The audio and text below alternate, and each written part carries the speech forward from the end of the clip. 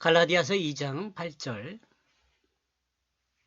베드로에게 역사하사 그를 할례자의 사도로 삼으신 이가 또한 내게 역사하사 나를 이방인에게 사도로 삼으셨더니라.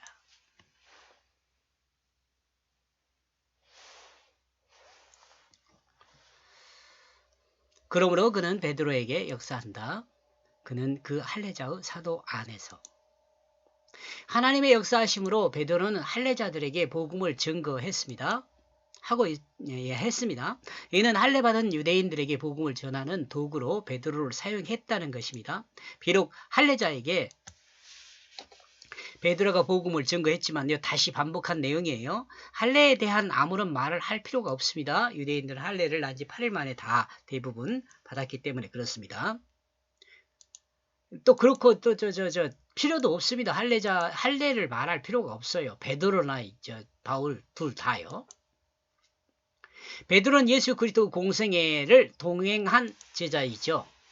예수께서 행하신 이적을 통해 하나님의 그 역사를 충분히 눈으로 본 제자입니다. 또 복음을 받아들여야 할 유대인들도 예수님의 이적을 본 사람들이 있었으며 또한 동행하지 못한 어떤 사람들은 동행했던 그들을 통해서 소문을 들었을 것입니다. 그러나 역시 이들도 조상들의 전통을 통해 신앙이 굳어져 있었고 굳어진 신앙을 예수 그리스도 복음으로 변화시키는 것은 아마 사람의 마음을 바꾸는 게 불가능하니까 아마 불가능하지 않을까 이렇게 생각이 됩니다. 이들을 향한 복음을 증한 사람이 바로 베드로와 예수 그리스도의 제자들입니다. 복음을 증한 사람이 바로 베드로와 예수님의 제자들입니다. 예수님의 제자들은 예수님의 공생애 동안 동행하고 예수님께서 직접 복음의 증거를 보여주고 설명하였습니다. 하나님 나라에 대한 것이나 인간이 어떻게 살아야 할 것이나 이런 걸 다 보여주셨죠. 여러분 복음서에 보면은 이 내용들을 확인할 수 있습니다. 그러나 주님이 십자가에 처형되었을 때, 자 여기서 한번 생각을 해봐야 돼요. 그러나 주님이 십자가에 처형되었을 때 그들의 믿음과 천국에 대한 기대는 그들의 육체를 따라 흩어졌습니다. 그죠? 베드로까지도 흩어졌잖아요. 이 사실만 확인해도 사람이 자의적으로 복음을 믿는다는 것이 얼마나 힘든 것인가를 알 수 있어요. 자신의 의지를 가지고 자신의 뜻을 가지고 복음을 믿는다는 것은 참 힘든 일이란 말이에요. 불가능하다고 저는 봅니다. 이러므로 우리는 성경이 말씀하신 대로 이성의 능력으로가 아니라 믿음으로 성령을 받으면 가능하다라고 우리가 이해하죠. 하박국서 2장 4절, 로마서 1장 17절요. 믿음으로 믿음에 이르게 한다 그 말이에요. 그리고 이 믿음은 하나님의 의이기에 차별이 없습니다. 이 말 이해하시겠어요? 그리고 이 믿음은 믿음으로 의에 이른다는 이 믿음은 하나님의 의이기 때문에 차별이 없어요. 하나님의 뜻에 의해서 믿음을 갖게 된 거기 때문에 공로에 의해서 믿음을 갖게 된 거 아니란 말이에요. 그렇기 때문에 차별이 없어요. 구원받는데 차별이 없어요. 이 믿음은 사람의 의지로 믿는 것이 아니라 하나님이 성경을 통해 약속한 그 뜻을 따르는 것입니다. 이거 조금 여러분 생각을 해봐야 돼요. 고정해놓고 한번 읽어보고 그러세요. 성경에 하나님이 약속하시고 그 약속의 실체인 사실의 역사로 이 땅에 오신 그 말씀이신 예수 그리스도를 알고 우리가 이 예수 그리스도를 어떻게 알 수 있어요? 성경을 통해서 알 수 있어요. 그죠? 하나님이 그 말씀으로 기록한 약속으로 기록한 그 말씀에 우리는 예수 그리스도를 알 수 있어요. 그 역사. 그러니까 실체인 사실의 역사, 예수 그리스도가 십자가를 지셨고 또 부활하셨던 그 사실의 역사를 우리는 성경을 통해 믿음으로 알 수 있죠. 우리가 우리 대한민국 역사를 아는 것도 마찬가지예요. 역사책에 기록된 내용을 믿음으로 알지. 여러분 확인해 봤어요? 성경에 기록된 내용도요. 믿음으로 아는 거예요. 믿음으로 알다는 건 믿음으로 경험하는 거예요. 요즘 뭐 거란하고 저기 뭐냐 그 고려하고 이렇게 전쟁하는 그런 내용 나오잖아요. 그 역사적 사실이라고 막 그 저 역사 선생님들 이야기 하잖아요. 기록이 있으니까 그러잖아요. 그 기록을 믿는 거지. 여러분이 경험해 봤어요? 선생님이라고 해도 믿는 거예요. 그리스도인도 마찬가지예요. 성경을 믿음으로 알게 되는 거예요. 여러분 역사책을 믿음으로 알게 되는 거잖아요. 자, 여기서 아는 것으로 끝나버리면 안 돼요. 우리는 역사책이라든가 이런 것은 그냥 아는 것으로 끝나죠.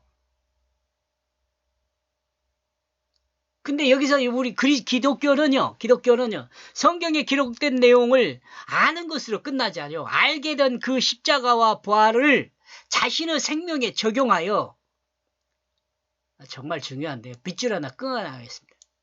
요거. 예? 그래야겠죠. 정말 중요합니다, 여러분. 자, 성경에 하나님이 약속하셨고 그 약속의 실체인 사실의 역사로 이 땅에 오신 그 말씀이신 예수 그리스도를 알고 믿음으로 아는 거예요. 역사책 이야기한 건 이해를 들었죠?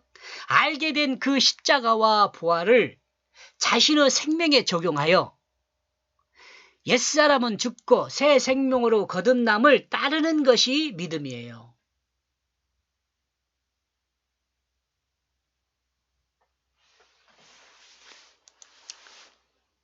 새 생명으로 거듭난 사람은 그 마음의 자리에 예수 생명이 주로 있습니다. 주님으로 있어요. 주님으로. 내 마음의 주가요. 예수님이에요.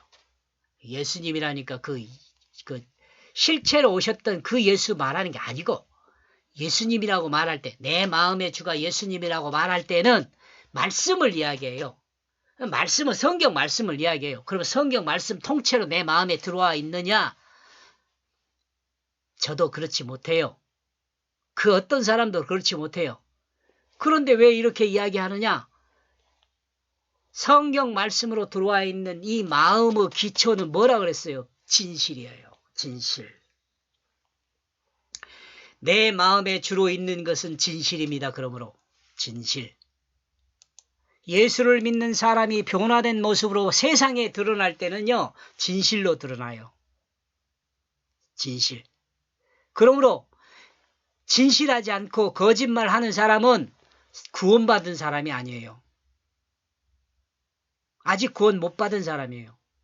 구원받은 사람은 그 마음에 주가 진실로 자리해야 돼요. 거짓은 죽고 여기 밑에 사탄이 심어둔 거짓 마음이 떠났다는 말은 죽고 하나님의 그 진실한 마음으로 거듭나 진실함이 그 마음에 주로 있는 사람 이 사람이 구원받은 사람이에요. 이 사람이 구원받은 사람이에요.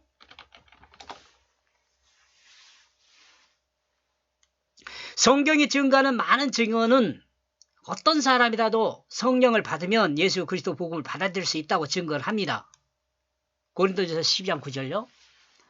이는 성령을 받으면 개념이 바뀐다는 말이 됩니다. 개념. 지식이 바뀌는 거예요. 기초 지식이 바뀌어요. 하나님의 뜻을 알게 되면 세상을 보는 새로운 시각이 열립니다. 바울의 다메섹 회심은 이를 잘 설명한다고 볼 수 있어요. 성령을 받은 사람은 자신의 축적된 경험으로 고정된 개념이 성령을 받은 사람은 자신의 축적된 경험으로 고정된 개념이 지식이 이렇게 받아야 돼. 지식.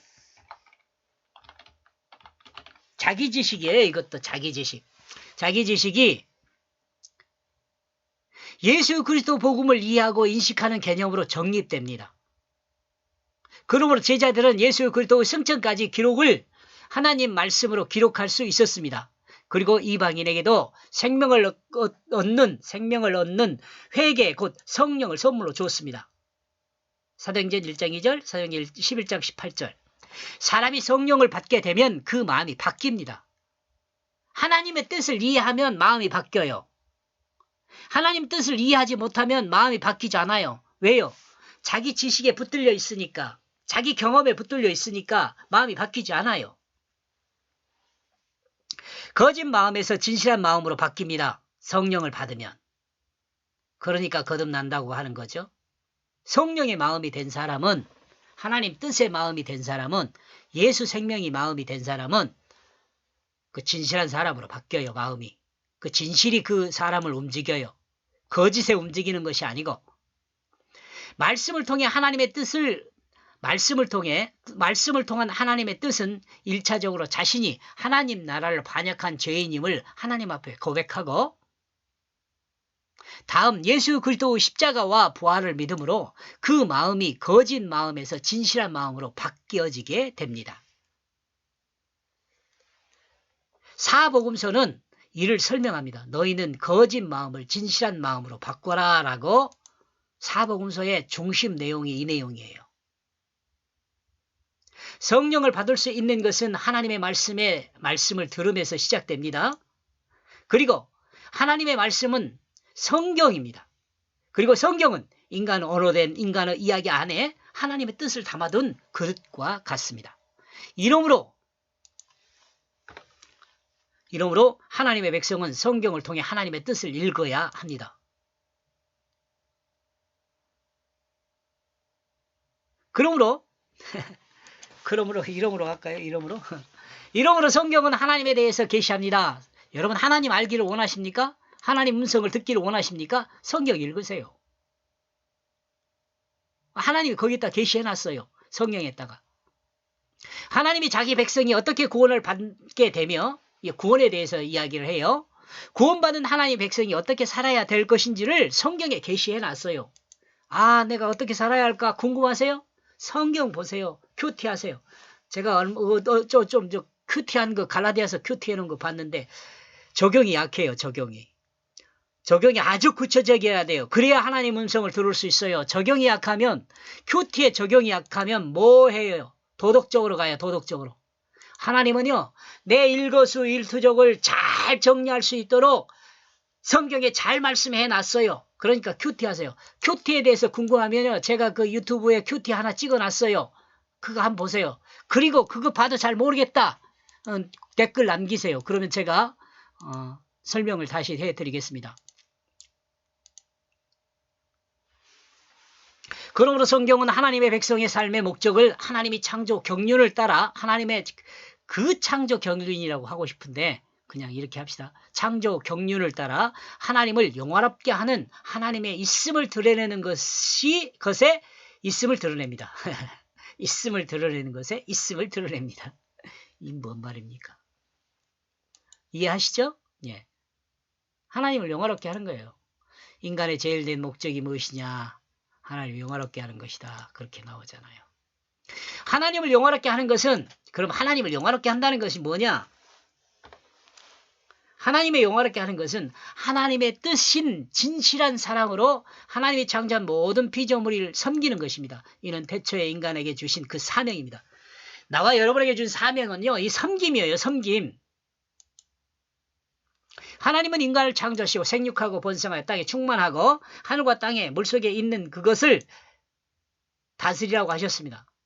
이 다스림이 섬김입니다. 이 다스림이 섬김이에요. 그러니까 우리가 섬기게 되잖아요. 그러면 하나님의 뜻에 따라 사는 것이 되는 거예요. 이러므로 진실한 사랑으로 섬기는 그 자리에 있는 사람은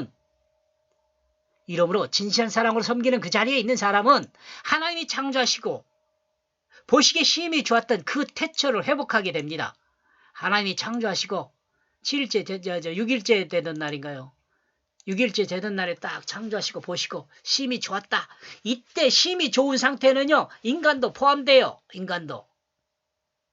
하나님 나라를 회복하게 됩니다. 그런 예수 그리스도 복음을 받아들인 사람은 곧 하나님의 살아계심을 드러내는 삶을 살게 됩니다. 베드로가 유대인들에게 복음을 증거한 목적과 바울이 이방인에게 복음을 증거한 목적은 동일합니다. 바로 하나님이 창조한 창조 경륜을 따라 하나님의 백성이 하나님을 드러내며 살 수 있도록 인도하는 것입니다. 하나님의 그 품에 안기도록 예수 그리스도를 통한 구원의 복음을 전한 것입니다. 또는 나는 나에게 행하셨다. 그는 나에게 행하셨다. 그 이방인들에게. 또한 하나님이 바울에게 이방인의 사도로 역사하셨습니다. 바울에게 할례자의 사도로 세운 것 같이. 그러므로 베드로와 바울은 동일하게 그리스도의 복음을 증거하는 사도가 되었습니다. 동일하게 하나님의 역사를 행하는 하나님의 사자들이 된 거죠. 사실 앞에서도 언급했지만 베드로나 바울이나 예수 그리스도의 십자가와 부활의 그 실체의 역사 이후 할례는 아무런 의미가 없다는 것을 알고 있어요.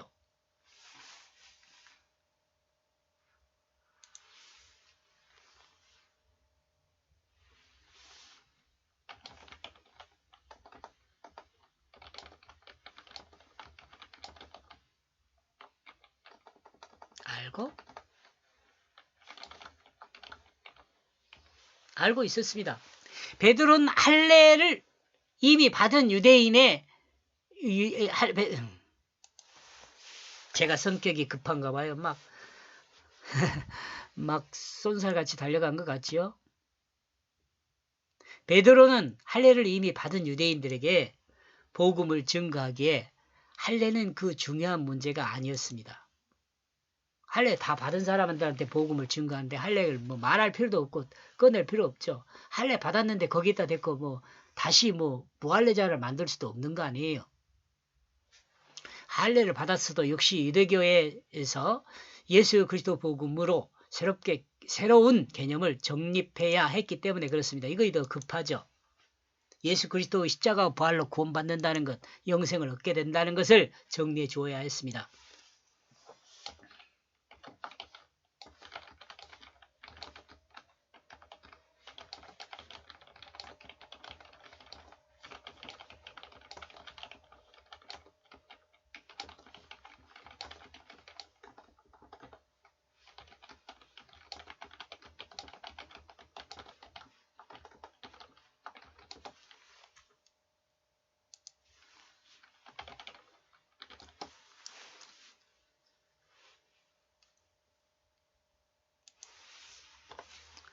할례를 받은 사람들에게 예수 그리스도의 십자가와 부활을 믿음으로 영원한 생명을 얻게 된다는 그것을 증거로 정리해 주어야 합니다. 베드로가.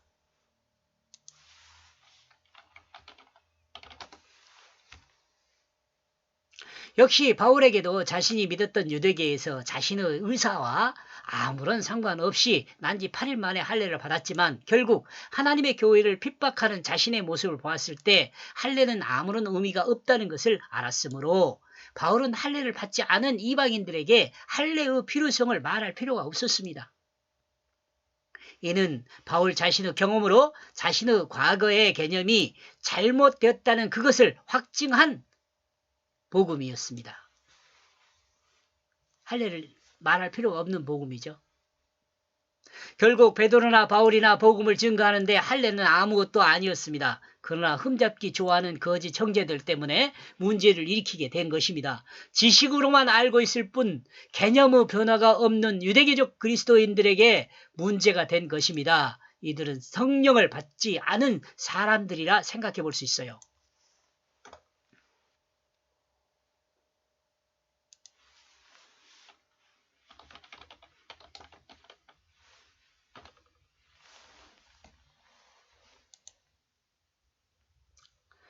그러므로 그는 베드로에게 역사한다. 그는 그 할례자의 사도 안에서. 또한 그는 나에게 행하셨다. 그 이방인들에게. 여기까지 보겠습니다. 고맙습니다.